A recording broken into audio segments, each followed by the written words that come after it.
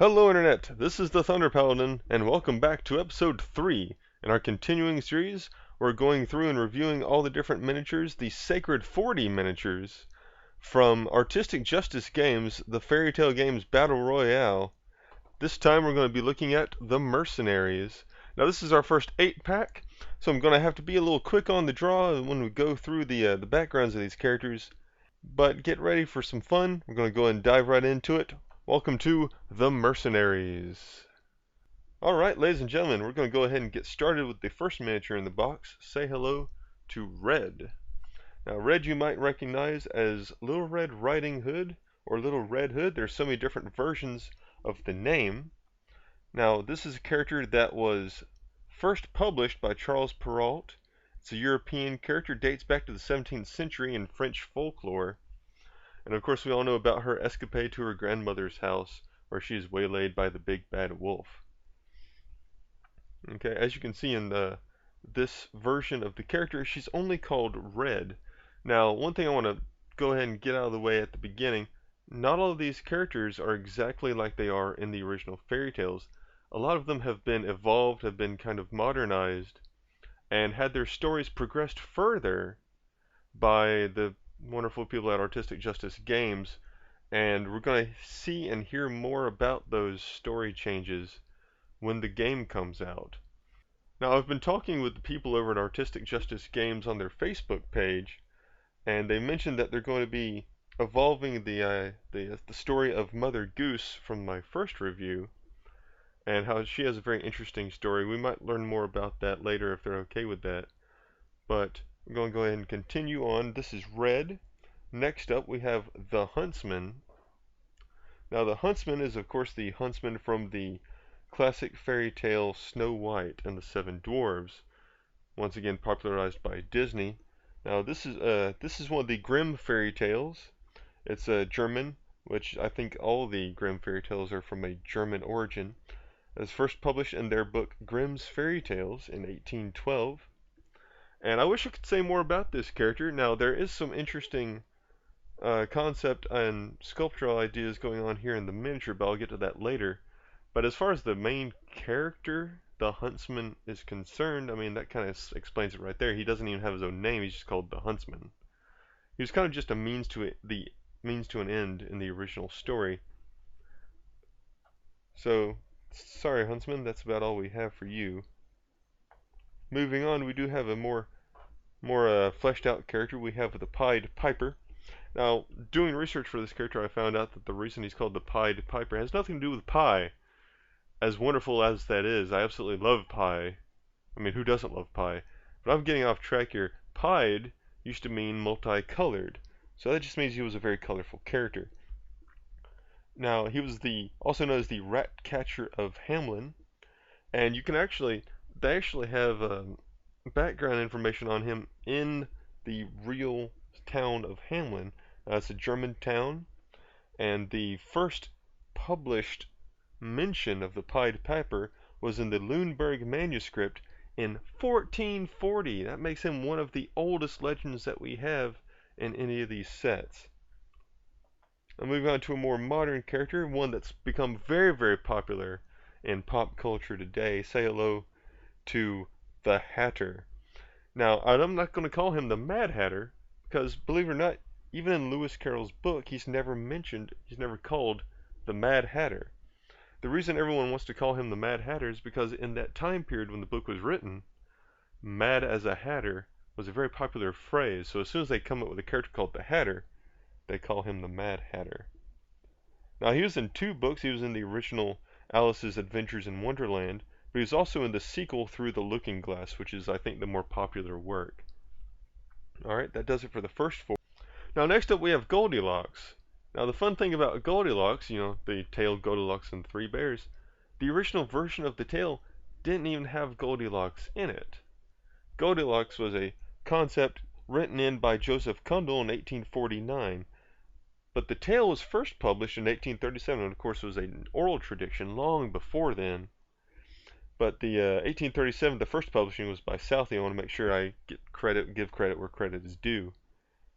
But yeah, the original English tale didn't even have Goldilocks in it, but we do have her in the Fairytale games with her sword ready to rock it out. Now, I don't know why she has a gem in her hand that probably has, like I said before, Artistic Justice Games has come up with some interesting plot twists and further progression of storylines for these characters, so I do want to find out when the game comes out why she has a gem in her hand. Now next up on the roster is Hua Mulan. I hope I'm pronouncing that first name correctly. Hua Mulan. She's from the Ballad of Mulan, but we also know her from the now classic Disney film Mulan. And there's actually a lot of good similarity between the Disney franchise and the original tale of the Ballad of Mulan.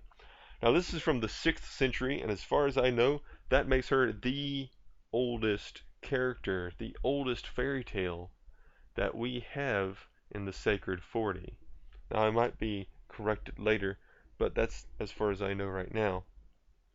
And much like in the Disney version, the original tale, Mulan takes the place of a loved one, her elderly father, in basically the draft for the war to make sure that he doesn't have to fight. And in the original tale, she does a 12-year tour of service and then finally gets to go home. And the whole time she's able to keep herself cloaked in the guise of a male soldier.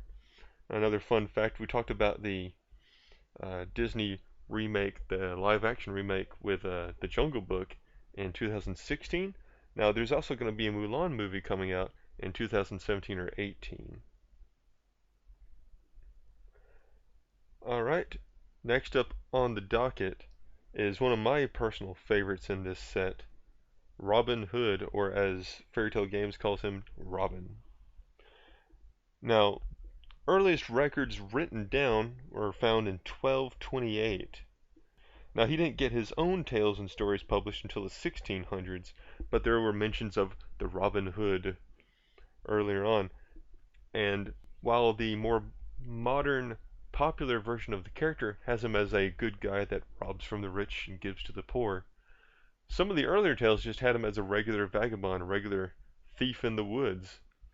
So, who knows whose side he's going to be on in the Fairytale games. Now last, but certainly not least, to all you landlubbers, welcome Hook.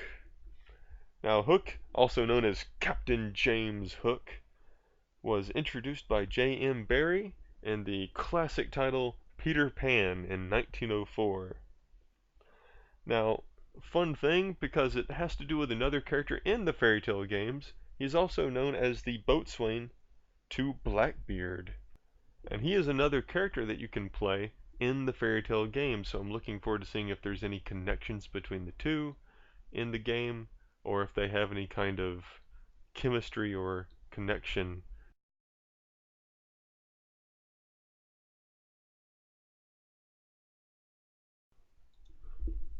Alright, 3, 2, 1. Alright, ladies and gentlemen, this is my favorite part of the review where we go over the details and the sculpture itself. Now, once again, we're going to start off with Red. Now, Red, you can see here, she does have her red cloak. Well, it's not red yet, but you can definitely paint it as such, which I plan to do. Now, it is in tatters to show that she has, in fact, become kind of a badass, so to speak. And to drive that point home even further, she does have the twin axes. Now, the axes have a little bit of wear and tear on them. They did sculpt that in. Now, she has her basket, which she was taking to her grandmother's house, on her base. I like that little bit of detail. And she's got the grass on her base like a lot of other characters do. They're very natural. Now, she has like I believe a corset on, and she does have an open midriff. She is quite a bit sexier than her original, I think, 12-year-old self was in the original tales. I'm not sure. You know, correct me on that if I'm wrong. It looks almost as if she is in fact equipped to fight the big bad wolf. She's got all these claw marks and scratch marks on her legs, and once again the cape is in tatters. Now I love these cuffed boots. I'm a big fan of Captain America and the Three Musketeers, and every time I see these cuffed boots I lose it. So they look amazing on red here. Next up we have the Huntsman, and I did mention earlier that I would talk about some of the creative decisions they made here. In the Kickstarter, some of the updates during the Kickstarter, they mentioned they're going to be taking some interesting turns on the Huntsman and try to make him more unique. Now, a standard hunter in the woods, that's been done over and over. They wanted to add a little bit of uniqueness to the Huntsman in their Kickstarter campaign, and he's got a lot of African influences. He's got the curved blades, he's got the dreadlocks, and if I'm not mistaken, I think those are either extensions to his dreadlocks or a necklace where he's got claws woven in. It looks like those are teeth or claws woven in there. I love the look of determination on his face. He's got a really nice staunch pose. It's got a lot of power to it. And he's really loaded to bear. He's got a blade in both hands and he has one in his backpack. The shoes are very unique. They've got these straps over the top of them, which makes them almost like sandals. A little bit of gladiatorial. There's a lot of different warrior styles in here. It's got kind of a swashbuckler kind of pant. It's got the cloak, which is just every cool guy has a half cape or a cloak, as far as I'm concerned. He's got this tribal look to his bracers there, like they're made of some kind of raw material. I don't know, I really like the look. It's very unique. Now, next up is the Pied Piper, and as you can see, he's in a crouching pose. It gives a little bit of a feel of a sneaky, kind of a sneaky feel to the character, which makes sense if you read his story. He's got this wild hair, which is very unique. It's got kind of I don't know, almost a windswept, almost a gelled kind of modern feel to it. I'm not sure what to think there, but I do like it. It makes him unique. And once again, another thing that makes him unique, he's weaponized his pipe there to show that he's ready for the games. He's got the end of this pipe has become a glaive or a spear type weapon. He's got these interesting shin guards that have a two-layered look to them. And I have to touch on the amazing work that the sculptor has done on the folds in these capes. Now, I've seen some miniatures where the capes are just rather bland, and I hate to badmouth 40K, but I just want to do a side-by-side comparison here. Now, on the GW miniature here, the cape. Now you can tell that there's some pull being done from the backpack here, but otherwise the cape is very bland. If it's not for those folds coming straight out from the backpack, the cape has no detail. But you look over here at the Fairytale Games miniature, the outside of the cape has detail where it hits the ground. It's got these lovely natural folds. Whoever did this took their time, and it looks like it's like from a sheet material, like a silk or satin material that he's got. And I really dig it. I like the scarf coming off here. They've done a good job of showing movement in like wind swept characters. You can see his hair is pulled in the same direction as his cape is flowing, and I really like that. Now, fourth up is the Hatter. Go and take a look at the Hatter here. Now, I found on the website there is a steampunk version of the character. I don't know if this is supposed to be the steampunk version or the regular. The only reason I ask is because he's got those classic steampunk goggles there on his hat. Now let's talk about his pose for a second. Tell me that is not a stylish pose. You can see Johnny Depp making that pose. You can see this on like a runway or something. Once again, we've got the wind curling up on the hair and the basing. I've got to talk about the basing every review, and look at this. I mean, how it's adorable. They've got I don't know if adorable is the right word for it, but they've got the shattered plates, so you can tell that he's at his mad tea party. I really like that. It's a way of incorporating more of the character in something just as simple as the base that they're on. Now, he's got a little bit of a sinister feel to him because he does have a skull on the end of his cane there. But everyone, it seems that a common theme with all the fairy tale miniatures is that they've had to get a little bit of hardcore violence going on in their repertoire, so to speak. So he's had to get a little bit darker if he wasn't already dark enough. Now he's got classic apparel that you'd think to see him in. He's got the shorter than supposed to be pants, shows that he's a little off, or maybe he's outgrown something, who knows. And he's got the ruffled up jacket with the popped up collar, almost a jester like feel to that collar there, which really plays to the character. Now next we have our lovely Lady Goldilocks. And I want to talk about the hair. The hair has a lot of body to it. It's got a lot of sculpting to it as well. There's detail lines going all through it. She's got her skirt on, once again the cloth represented there. All of the characters in this set are human, so there's not much you can do with crazy shapes, so to speak, but they took that time. They took the time on each miniature in this set to focus a lot on the cloth detail, which I think was the way to go. She's got a cobblestone base, which puts her a little bit off than the little bit difference between her and the other characters in this box set. She's got a very interesting sword. I'm not sure what I think about the hilt there. It's got a feminine look to it. I like that. It's got a curvature to it, goes up and down. And we'll see some other interesting swords later on in the series.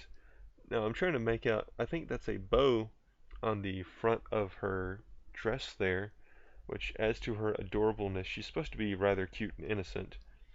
And, the other characters have gotten a little bit darker. The way she's gotten darker is just the addition of a weapon. They tried to keep that youthful, charming feel to her. And I think they did a good job with that. Now next up in the set we have another female character. I do like that they are doing a nice mix of male and female characters, and of course these were voted on by the Kickstarter group, so I applaud them on that.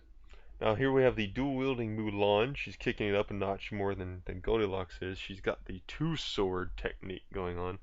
Another one of these one-footed poses like we had with Mowgli. It's a nice way to show motion, and even though it makes it a little bit unstable, since it's a one-piece miniature, you don't have to worry about that since you're not gluing it together yourself. Now we've got some interesting detail on the hair here. We've got a barbaric kind of unkept look to it, and that barbaric look also goes on into the face here where she's got this scream going on. Now we've got some Eastern influences in the armor, which are very well placed because she is a Chinese folklore character. And I believe those are traditional Chinese swords that you see. Now, they're not katanas, because katanas are actually a Japanese invention. These are more of a Chinese look, and I like that they kept, even though katanas are more popular in modern culture, I'm glad that they stuck to her roots and gave her Chinese blades. We're coming up towards the end here, and we've got Robin, or Robin Hood. Now, he's got a very nice classic archer pose. I've seen a Hawkeye HeroClix figure in this about same pose, and I think it works very well. It's a good way to keep it dynamic, since he's got 1 foot forward, 1 foot back, and he's looking off to the side. There's something to see at every angle of the character.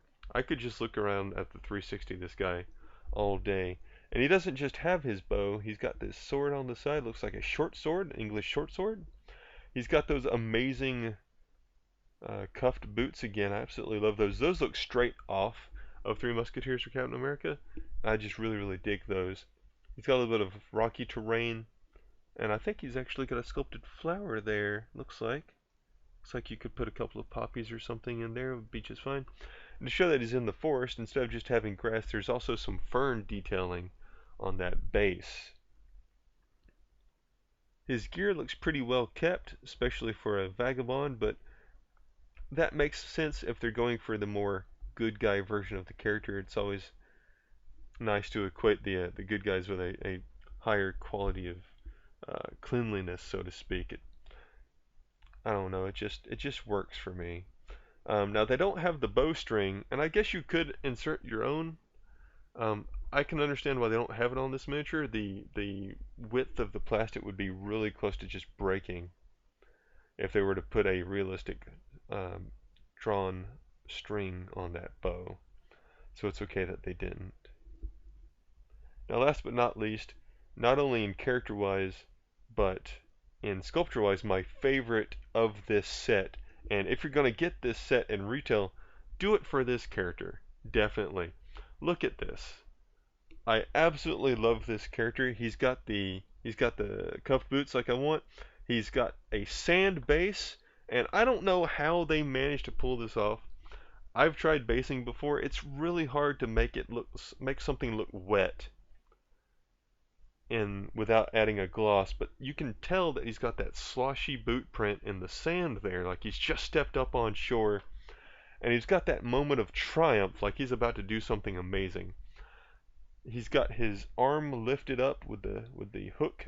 He's got the hook arm lifted up, ready to either rouse his soldiers or declare his attack. He's got his sword at the ready. He's got the wind in his hair, and he's got a devilish grin on his face. And the motion in his cape is more than any of the other motions in the figures, if not maybe for Red here. She's got a decent amount of motion. But here it's just, for some reason, it just speaks to me a little bit more. And everything about this figure I like just a little bit more than everyone else in the set. I want this man's jacket, and I want it yesterday. This has been our first 8-pack.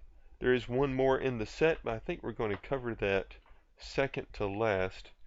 The next one, very much looking forward to, we're going to be taking a look at The Fugitives. Now, a little bit of a preview here. We've got two of my favorite characters in this set. We've got Sherlock Holmes and the Big Bad Wolf. See you tomorrow. God bless you. Bye-bye.